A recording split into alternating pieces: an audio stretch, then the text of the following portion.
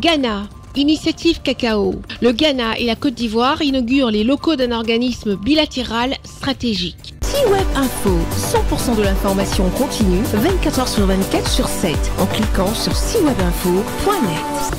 Le président de la République du Ghana, son Excellence Nana Akufo-Addo, et le Premier ministre ivoirien M. Robert Begré-Mambé ont inauguré le 18 avril dernier à Accra les locaux de l'initiative Cacao Côte d'Ivoire, Ghana, organisme bilatéral dédié à la défense d'une plus juste rémunération des producteurs. Ces deux pays sont les principaux producteurs mondiaux de cette denrée, dont le prix à la tonne a dépassé 10 000 $ fin mars 2024. La Côte d'Ivoire et le Ghana, en tant que leader mondial de la cacao-culture, bénéficient très peu de la richesse générée dans la chaîne des valeurs cacaoyères. En l'état des choses, les présidents Alassane Ouattara et Nana Akufo-Addo, respectivement président de la République de Côte d'Ivoire et du Ghana, ont posé les bases d'une coopération stratégique bilatérale dans la filière cacaoyère.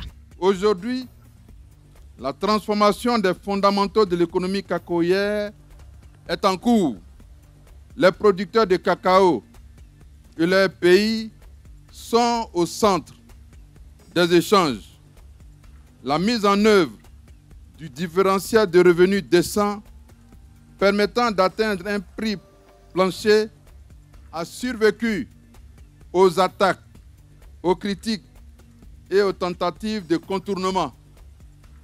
La recherche d'un revenu décent pour le producteur de cacao s'impose progressivement comme le nouvel horizon pour une cacao-culture durable. L'initiative Cacao est le projet et le fruit de la déclaration d'Abidjan en mars 2018 où la Côte d'Ivoire et le Ghana ont tracé une nouvelle trajectoire en privilégiant la nécessité et l'urgence de trouver une solution durable à l'amélioration des prix aux producteurs. La Côte d'Ivoire et le Ghana engagent les réformes, anticipent les chocs et élaborent les dispositifs d'une rémunération stable. Les actions notables qui donnent à la filière cacao une vitalité concurrentielle sont aussi à signaler. Il s'agit entre autres de l'élaboration et l'entrée en vigueur de la norme ARS 2000, une norme panafricaine. Elle est jugée beaucoup plus ambitieuse et bien plus complète que la plupart des normes internationales existantes, sans oublier l'opération dos à dos d'arrachage intensif des pieds de cacao affectés. C'est le lieu également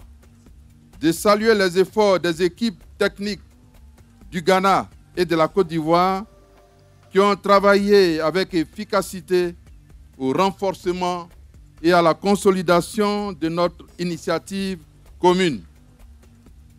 Seul, on va vite, dit un proverbe africain.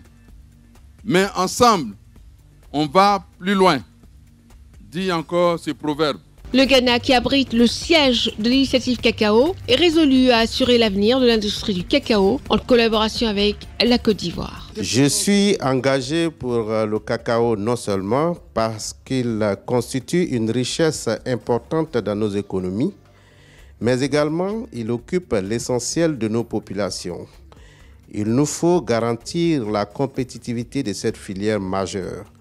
Le défi est d'influencer le marché international à la mesure de notre représentativité. Plus de 60% de l'offre mondiale de cacao est représentée par la Côte d'Ivoire et le Ghana. Retrouvez toute l'actualité afro-mondiale en ligne et en multidiffusion sur C-Web Info et plateformes digitales, Facebook, YouTube, Instagram et en simultané sur Radio Voltage 2.